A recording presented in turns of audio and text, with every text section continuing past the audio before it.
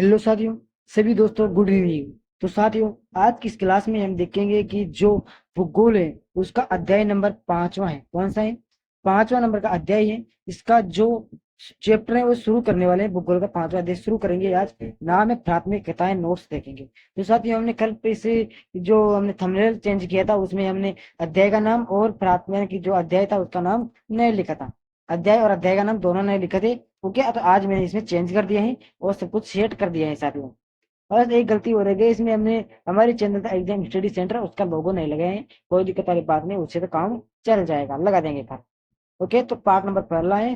शाम 5 बजे आपको अपने क्लास में मिल रही है। तो साथ ही आप सभी से एक छोटी सी रिक्वेस्ट है। क्लास शुरू कर रहे थे, लेकिन क्लास शुरू करने से पहले मुझे एक इंपॉर्टेंट बात याद आ गई कि आप आपके यूट्यूब चैनल एग्जाम स्टडी को सब्सक्राइब करें, ताकि सभी क्लासें आप तक पहुंचे। किसी भी क्लास से आप वंचित ना रहे दोस्तों। क्यों? क्योंकि यदि आप किसी भी क्लास से वंचित रह जाएंगे तो आपके नोट्स तक छूट जाएंगे, आप अधूरे पन से हो जाएंगे। सारे शुरू करते हैं। तो साथ ही सबसे पहले इसमें देखेंगे हम आर्थिक क्रिया। क्योंकि आर्थिक क्रिया पाठ का नाम है, तो आर्थिक क्रिया के बारे में समझना बहुत जरूरी है।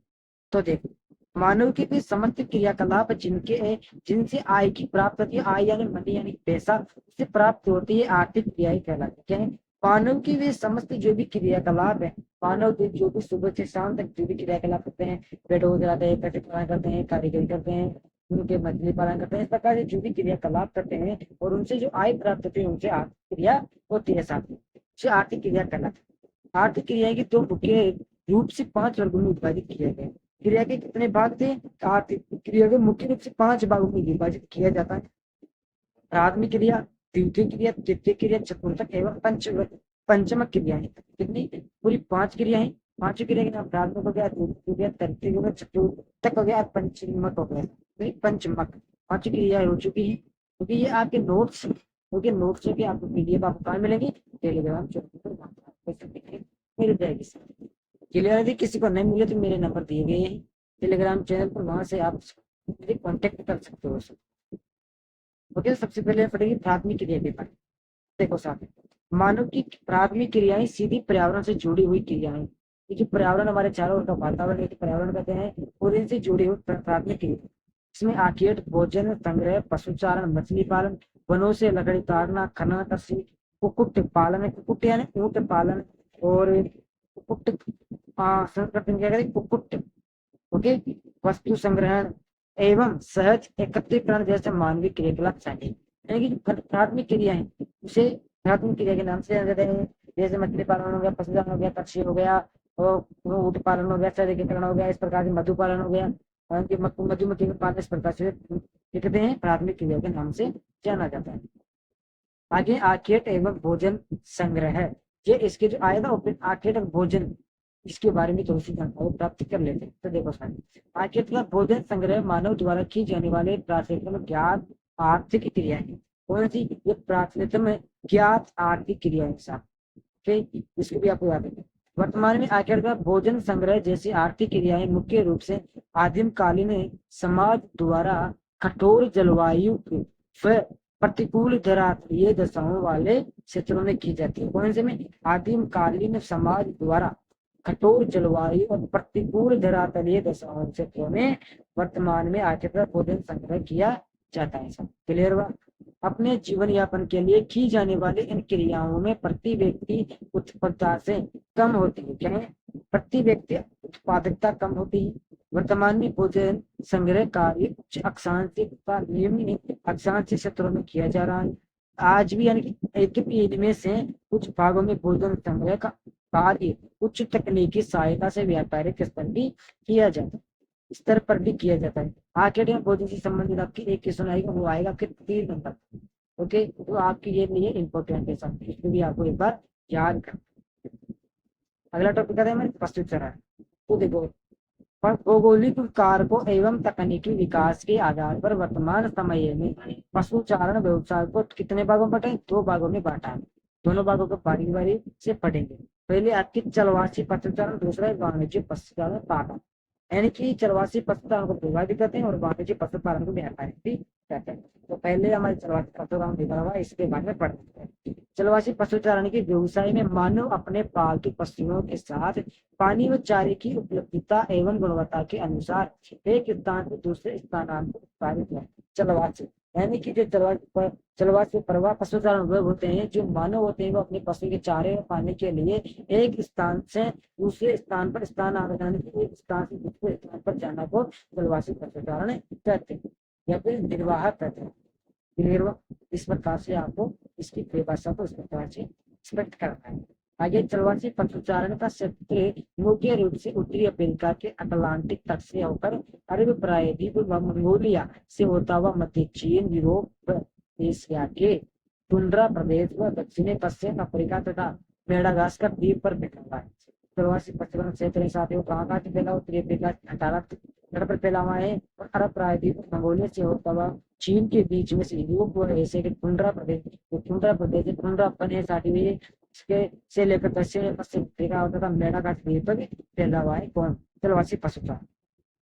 ओके, भारत में हिमालय के पर्वतीय क्षेत्रों में कुछ जनजातियों के समूह आज भी जलवासी पशुचारण व्यवसाय के कार्य पर संकलन, यानी कि जो जो पर्वतीय क्षेत्र में हिमालय पर्वतीय क्षेत्रों में जो जलवासी यानी कि जनजाति है वो आज भी जलवासी पशुचारण है स्थान पर अपने पशुओं को चराने के लिए और चारा पानी के लिए लेकर जाते हैं इंसान। क्लियर हुआ? बहुत इंपॉर्टेंट है। अगला ज्ञान वाणिज्यिक पशुधन पालन व्यापारिक। तो देखो व्यापारिक पशुधन पालन का कार्य व्यवस्थित रूप में विशाल फार्मों पर पर्याप्त पूंजी के व्यय के लिए किया गया। किसके लिए? तो बड़ी बड़ी फार्म होते हैं, इसकी जो पर्याप्त कुछ बची हुई पूंजी यानी कि जो कुछ जोड़े हुए पैसे हैं उसको फे किया जाता है। वाणिज्यिक पशुधन पालन में पशुओं की संख्या चारागाह की उड़ान क्षमता के अनुसार रखी जाती है। वाणिज्यिक पशुचारण है उसमें उतने ही पशु रखे जाते हैं जिसमें कि उसके लिए क्षमता के अनुसार चारागाह यानी कि जमीन और चराने के लिए। वाणिज्य पशुधन पालन व्यवसाय में केवल एक ही प्रकार के पशुओं का पालन किया जाता है, क्योंकि जो एक ही प्रकार के पशु होते हैं उसके लिए पालन किया जाता है तथा पशुओं से प्राप्त विभिन्न उत्पादों को आधुनिक तकनीकी के माध्यम से विश्व के बाजारों में निर्यात कर दिया जाता है। आधुनिक तकनीकी के माध्यम से विश्व के बाजारों में निर्यात यानी कि वहां पर बेच दिया जाता है। निर्यात यानी कि बेचना यानी खरीद। न्यूजीलैंड, ऑस्ट्रेलिया, उरुग्वे तथा संयुक्त राज्य अमेरिका आदि देशों में वाणिज्यिक पशुधन पालन व्यवसाय प्रमुख रूप से किया जाता है। ओके, दक्षिण भूपट्टीय सतह पर की जाने वाली पशुपालन एवं फलों उत्पादन की प्रक्रिया कृषि कहलाती है। क्या कहलाते हैं? कृषि किसे कहते हैं? कृषि भूपर्वतीय सतह पर की जाने वाली पशुपालन एवं फलों उत्पादन की प्रक्रिया कृषि कहलाती है, जो मानवीय क्रिया कलाप है, मानवीय कला है। और विश्व में पाई जाने वाली विभिन्न भौतिक, सामाजिक एवं आर्थिक दशाएं कृषि कहलाती है। कृषि वह भी होती है जिसको जो मानव द्वारा जो भी फसल बो जाती है और उनकी और फसल में जो भी क्रियाकलाप होता है इनसे कृषि कहते हैं।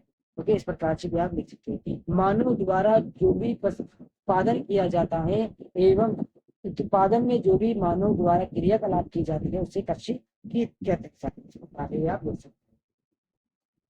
अगला पॉइंट हमारा इसी प्रकार वर्तमान में कृषि की विभिन्न प्रणालियां प्रचलन है। ओके साथियों, तो देखो निर्वाह कृषि हो रहा है, रोपण कृषि, विस्तृत वाणिज्य अनाज कृषि, मिश्रित कृषि, डेयरी कृषि, भूमध्य सागरीय कृषि, बाजार के लिए सब्जी की खेती एवं भुगतान कृषि, सहकारी कृषि, सामूहिक कृषि। कितने हो गए? 9 या 10 हो गए ना। 1 2 3 4 5 6 7 8 9 हो चुकी है। 9 कहते हैं, उसके बारे में हम इस 5 जानकारी प्राप्त कर लेते हैं। सबसे पहले आते हैं निर्वाह कृषि। देखो इस प्रकार की कृषि क्षेत्र में रहने वाले लोग स्थायी उत्पादों का संपूर्ण उपयोग करते हैं। इसे 2 भाग में बांटा जा सकता है। निर्वाह कहते हैं स्थायी रूप से उत्पादन करते हैं, जैसे गाँव में होते हैं तो जैसे अपनी अपनी जमीन में कृषि की जाती है उसको संपूर्ण उपयोग यानी कि स्थायी रूप से होते हैं, वो कृषि को 2 भागों में बांटा जाता है। तो सबसे पहले हो चुकी है आदिमकालीन निर्वाह कृषि। तो देखो इससे स्थानांतरित कृषि या कर्कल एवं दहन कृषि भी कहा जाता है। दहन कृषि के बारे में भी जानकारी प्राप्त करेंगे आदिम काल में। इन क्षेत्रों में की जाने वाली इस कृषि में किसी भूभाग में उस अवधि तक कृषि की जाती है जब तक इसमें उर्वरा शक्ति बनी रहे, यानी कि इसमें जब तक कृषि की जाती है जब तक इसकी उर्वरकता खत्म न हो जाती। ओके, मृदा की उर्वरा शक्ति समाप्त होने पर कृषक नए क्षेत्र में वनों को जलाकर उस पर कृषि कार्य करता है। ये प्रक्रिया सतत रूप से चलती है। ओके, जो ये क्रिया है इसको दहन कृषि के नाम से भी जाना जाता है। आप आदिम कार्य निर्वाह कृषि के नाम से न जाने तो आप इसे दहन कृषि हो सकते कहते हैं। दहन कृषि वह होते हैं जिसमें जंगलों को जलाकर वहां पर खेती की जाए, उसे क्या कहते हैं, निर्वाह कृषि या फिर दहन कृषि भी की जाती है। ओके, इस प्रकार से अगली कृषि है गहन निर्वाह कृषि। ये तो थी आपकी दहन और गहन। ये कृषि मानसूनी एशिया के सघन बसे देशों में निम्न रूपों से की जाती है। चावल प्रधान गहन जीवन निर्वाह कृषि, यानी कि चावल की खेती की जाती है और चावल रहित गहन जीवन निर्वाह कृषि भी यहाँ पर की जाती है। दोनों कृषि यहाँ पर की जाती है। अगली कृषि है हमारे पास रोपण कृषि।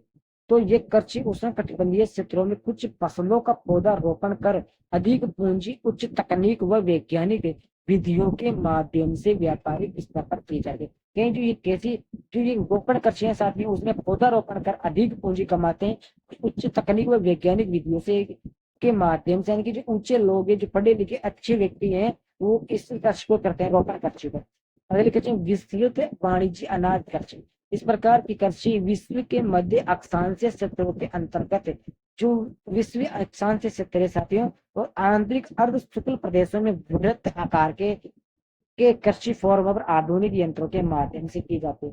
इसको आप ऐसे भी बोल सकते हो विस्तृत वाणिज्य के अनाज कृषि में, यानी कि वह क्षेत्र जिसमें बड़े बड़े फॉर्मों के अंदर आधुनिक यंत्रों के माध्यम से कृषि की जाए और उसे विस्तृत वाणिज्य अनाज कृषि कहते हैं साथियों। इस प्रकार से भी आप इसको लिख सकते हो, यानी कि स्वर्ग शुष्क, यानी कि ठंडे क्षेत्रों में जो कृषि हो उसे वाणिज्य कृषि कहते हैं, विस्तृत वाणिज्य कृषि। अगर टॉपिक अगली कृषि है हमारे पास मिश्रित कृषि।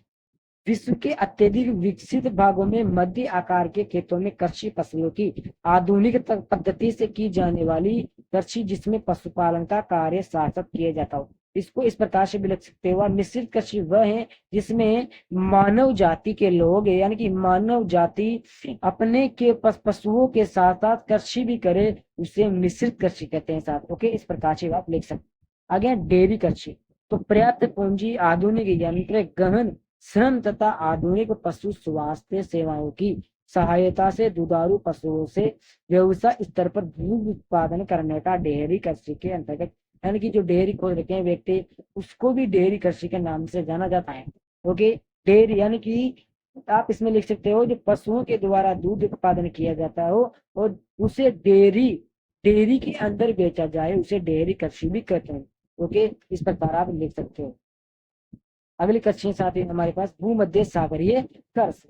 विश्व के भूमध्य सागरीय जलवायु वाले क्षेत्रों में खट्टे रसदार फलों तथा सब्जी कृषि भूमध्य सागरीय कृषि के अंतर्गत की जाती है। ओके, समझ में है ना। अगला है हमारे बाजरा के लिए सब्जी की खेती एवं उद्यान कृषि। इस प्रकार की कृषि में अधिक आर्थिक लाभ देने वाली फसलें जैसे सब्जियां हो गई, फल हो गए, पुष्पी कृषि हो गया, नगरीय क्षेत्रों की आपूर्ति के उद्देश्य से की जाती है। इस कृषि में गहन श्रम एवं अधिक पूंजी की आवश्यकता होती है। अधिक पूंजी का मतलब है कि अधिक पैसों की जरूरत होती है इसी तरह की कृषि के लिए। ये क्लियर हुआ। अगली कृषि आती है साथियों हमारे पास है सहकारी कृषि। तो सहकारी कृषि किसको कहते हैं कि जब कृषकों को एक समूह द्वारा अपनी स्वेच्छा से एक सहकारी संस्था बनाकर कृषि कार्य किए जाते हैं तो उसे सहकारी कृषि कहते हैं। यानी कि जो व्यक्ति, यानी कि जो कृषक होते हैं, कि किसान होते हैं, उत्पादन करने वाले और संस्था बनाकर खेती करते हैं, कार्य करते हैं, उसे सहकारी कृषि कहते हैं। डेनमार्क में इस प्रकार की कृषि को सर्वाधिक सफलता प्रदान, डेनमार्क एक देश है साथियों, वहां पर इस प्रकार की कृषि सबसे ज्यादा की जाती है। अगर 9 नंबर की कृषि है सामूहिक कृषि। इस प्रकार की कृषि में कृषि उत्पादन के साधनों का स्वामित्व संपूर्ण समाज एवं सामूहिक श्रम पर आधारित होता है। यानी कि सामूहिक कृषि वह होती है जिसमें व्यक्ति भी मिले, यानी कि समाज में मिले और उनके पास जो भी साधन है वो भी मिलकर इस कृषि के अंदर कार्य करते हैं, वो तो सामूहिक कृषि कहलाते हैं। उसमें इस कृषि को कोल कहोज अथवा कोल खोज कहा जाता है। रूस में क्या कहते हैं, कहते हैं कोल खोज, कोलक खोज कहते हैं या फिर कोलक खोज के नाम से जाना जाता है। ये ले सकते हो। तो हमने पूरी 9 कृषि के इम्पोर्टेंट चीजें थी वो आपको मैंने बता दी है। फिर जितने भी नोट्स बनेंगे वे भी आपको मैं बता दूंगा साथ। बस आपको चैनल को सब्सक्राइब करना है और आपको क्लास में अटेंडेंस देना है। क्लियर साथी, जय हिंद जय भारत।